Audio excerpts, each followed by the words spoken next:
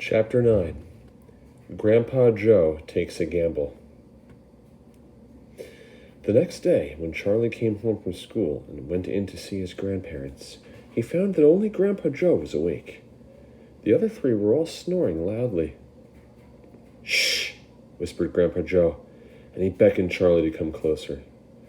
Charlie tiptoed over and stood beside the bed.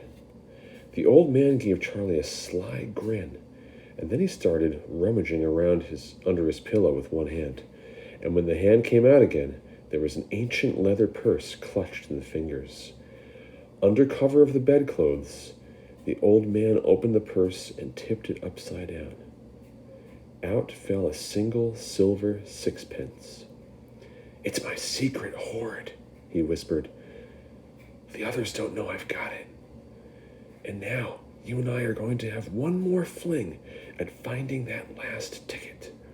How about it, eh? But you'll have to help me." "Are you sure you want to spend your money on that, Grandpa?" Charlie whispered. "Of course I'm sure," spluttered the old man excitedly. "Don't stand there arguing. I'm as keen as you are to find that ticket. Here. Take the money and run down the street to the nearest shop and buy the first Wonka bar you see, and bring it straight back to me, and we'll open it together." Charlie took the little silver coin and slipped quickly out of the room. In 5 minutes, he was back. "Have you got it?" whispered Grandpa Joe, his eyes shining with excitement. Charlie nodded and held out the bar of chocolate. Wonka's Nutty Crunch Surprise had sit on the wrapper.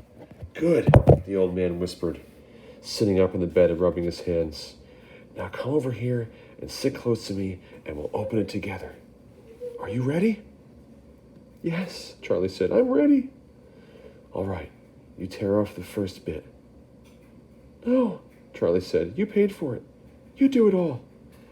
The old man's fingers were trembling most terribly as they fumbled with the wrapper. "We don't have a hope, really," he whispered, giggling a bit.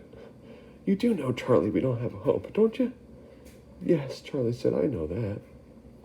They looked at each other, and both started giggling nervously. "Mind you," said Grandpa Joe, "there is just that tiny chance that it might be the one.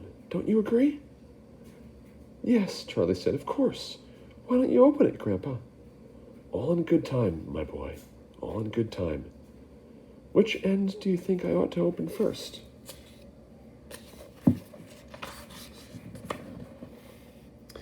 "That corner. The one furthest from you. Just tear off a tiny bit, but not quite enough for us to see anything." "Like that?" said the old man. "Yes, now a little bit more." "You finish it," said Grandpa Joe. "I'm too nervous." "No, Grandpa, you must do it yourself." "Very well, then. Here goes." He tore off the wrapper. They both stared at what lay underneath. It was a bar of chocolate, nothing more. All at once, they both saw the funny side of the whole thing, and they burst into peals of laughter. "What on earth's going on?" cried Grandma Josephine, waking up suddenly. "Nothing," said Grandpa Joe. "You go on back to sleep." Chapter 9 was entitled, Grandpa Joe Takes a Gamble. What does it mean to take a gamble? It's a phrase. Could be considered an idiom. What does it mean to gamble? Well, what happened in the Chapter 9? Grandpa Joe showed Charlie that ancient purse where he kept some money. And he told Charlie to go get that chocolate bar, just one. Of course, the whole thing was silly. They knew there was really virtually zero chance of finding the last golden ticket. But they also knew that there was a tiny little sliver of a chance that, in fact, the chocolate bar that they bought and opened would be the one, or could be the one, that had that last golden ticket. So I'd like you to write what you think it means to take a gamble, the way that Grandpa Joe decided to do in this chapter.